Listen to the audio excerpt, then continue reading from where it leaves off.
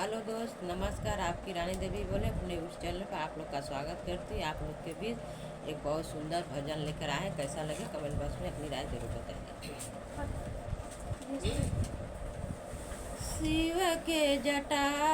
से बहल गंगा मैया हो रामा, शिव के जटा से बहल गंगा मैया हो रामा, सोने की थारी में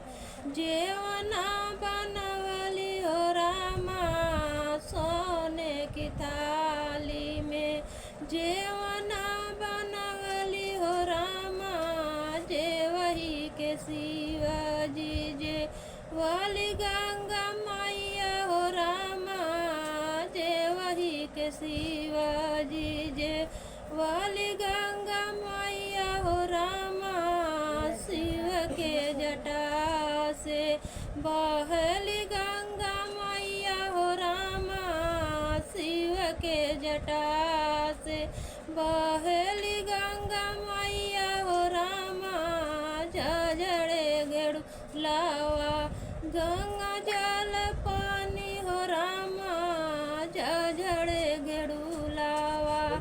गंगा जल पानिया हो रामा, घोटही के शिवजी घोटली गंगा मैया हो रामा, घोटही के शिवजी घोटली गंगा मैया हो रामा,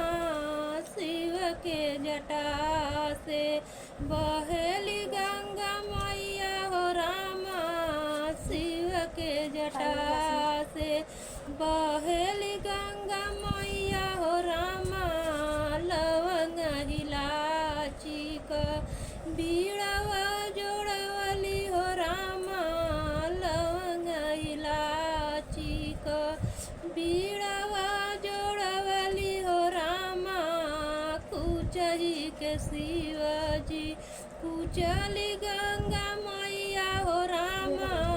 कुचही के शिवजी कुचली गंगा मैया हो रामा, वह पुरवैया